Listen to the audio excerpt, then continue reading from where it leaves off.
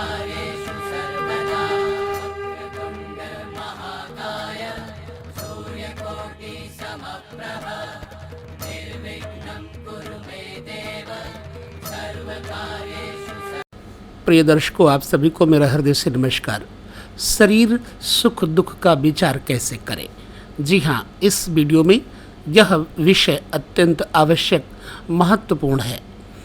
यदि आपके घर में आप या आपके माता पिता, भाई बंधु, परिवार, रिश्तेदार या फिर आप ज्योतिषी हैं, तो आपके पास कोई जातक आता है, आपके सामने बैठकर पूछता है कि मेरे शरीर में दर्द रहता है, मुझे ये दुख रहता है, तो कैसे ठीक होगा? यदि आप जानना चाहते हैं तो कृपया पूरे वीडियो को जरूर देखते रहिए। यह प्रयोजन मेरा है कि आप सभी को ज्योतिष के सिद्धांतों का अनावरण करके बता सकूं। चलिए हम चलते हैं, ज्योतिष के इस सूत्र को जानते हैं कि हमारे शरीर में अथवा किसी के शरीर में रोग है, दुख है, पीड़ा है तो क्यों है। मेरे प्रिय दर्शकों, आपके सामने एक चार्ट कुंडली है, इसे जन्म लग्न कहते हैं। प्रिय दर्शकों, सदैव लग्न के बल पर आदमी के सुख दुख शारीरिक का विचार करना चाहिए। उसका रूप रंग लावण्य कैसा है, सुंदर है या फिर बदसूरत है, इन सब चीज़ों का विचार लग्न से करना चाहिए। प्रिय दर्शकों, हमारे जन्म कुंडली में दूसरे स्थान का मालिक और 7वें स्थान का मालिक मार्केश बनता है। 8वें घर का मालिक भी मार्केश होता है, परंतु अधिकतर जातक के 7वें घर का मालिक ही मार्केश का असर ज़्यादा करता है। तो इस वृक्ष लग्न की कुंडली में आप देखिए, जिस कुंडली की तरफ आपका दृष्टिकोण में देने का प्रयास कर रहा हूँ, ये लग्न है वृष। दूसरे स्थान पर मिथुन राशि आती है। अब यहाँ मिथुन राशि का मालिक हो गया बुध और 7वें स्थान के राशि का मालिक वृश्चिक अर्थात मंगल हो गया। ठीक है, बुध और मंगल क्या बन गए? मार्केश बन गए। अगर किसी की जन्म कुंडली आपके सामने आई तो देखिए, सबसे पहले दूसरे घर के मालिक की दशा, महादशा, अंतरदशा, प्रत्यंतर दशा तो नहीं चल रही। यदि हाँ, तो उस ग्रह का उपचार करके आप अपने उस जातक के जीवन को बचा सकते हैं। या फिर 7वें घर में मालिक जैसे मंगल की दशा, अंतरदशा, प्रत्यंतर दशा, विंशोत्तरी दशा चल रही है, तो भी आप उसके उपायों के द्वारा उसकी सुरक्षा कर सकते हैं, यानी उसे स्वस्थ कर सकते हैं। अष्टमेश की दशा भी चल रही है यदि, तो अब भी स्वास्थ्य खराब होगा। हम आपको बता देना चाहते हैं, देखिए, जन्म कुंडली में त्रिक भाव क्या है, अनिष्ट कारक भाव कौन से हैं। सदैव 6ठे, 8वें और 12वें घर के स्थान को दुख स्थान कहते हैं। इसको त्रिक स्थान यानी त्रिक भाव भी कहते हैं। 12वां, 6ठा और 8वां। यदि इन स्थानों पे कोई ग्रह बैठा है तो उस ग्रह को देखिए कि किस घर का स्वामी है, कौन सा हानि करेगा, कौन सा नुकसान करेगा। अब आपके सामने इस कुंडली में हम ये बताने जा रहे हैं। वृष लग्न है, द्वितीय द्वादशेश और खष्ठेश तथा नवमेश। द्वादशेश हो गया इसमें मंगल, खष्ठेश हो गया इसमें शुक्र और अष्टमेश हो गया इसमें बृहस्पति। अब इन तीनों स्थानों को ध्यान से देख लीजिए। यदि आपके शरीर पे कोई रोग है, मान लीजिए आपको चोट लगती है बार बार, तो आपको देखना है कि आपका लग्न का स्वामी यानी जो शुक्र है वो कहाँ बैठा है। क्या 12वें घर बैठा है, 8वें घर बैठा है या फिर 6ठे घर बैठा है। मान लीजिए 6ठे, 8वें, 12वें नहीं बैठा, शुक्र।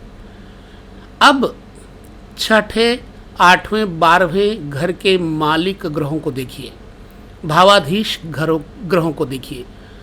जैसे 12वें घर का मालिक है मंगल, छठे घर का मालिक है शुक्र और 9वें अष्टम घर का मालिक है बृहस्पति। मान लीजिए आपका लग्न का स्वामी बैठा हुआ है कहाँ पर? दूसरे घर में, यानी शुक्र अगर दूसरे घर में बैठा है और यहीं पर यदि मंगल बैठा हो 7वें घर में, ठीक है, यानी वृश्चिक राशि में, तब ये मंगल क्या करेगा कि जातक को चोट चपेट देगा, सिर दर्द देगा, मुंह पे चोट लगेगी, धन का अपव्यय होगा और उसका ब्लड प्रेशर हाई रहेगा, रक्तचाप बढ़ता रहेगा। क्योंकि मंगल जो ग्रह है ये हमारे शरीर में अधिकतर रक्त को संचारित करने का जिम्मा रखता है, तो रक्त संचार में कमी आ जाएगी मंगल यदि शुक्र को देखेगा तो, ठीक है, क्योंकि मंगल द्वादशेश हो गया।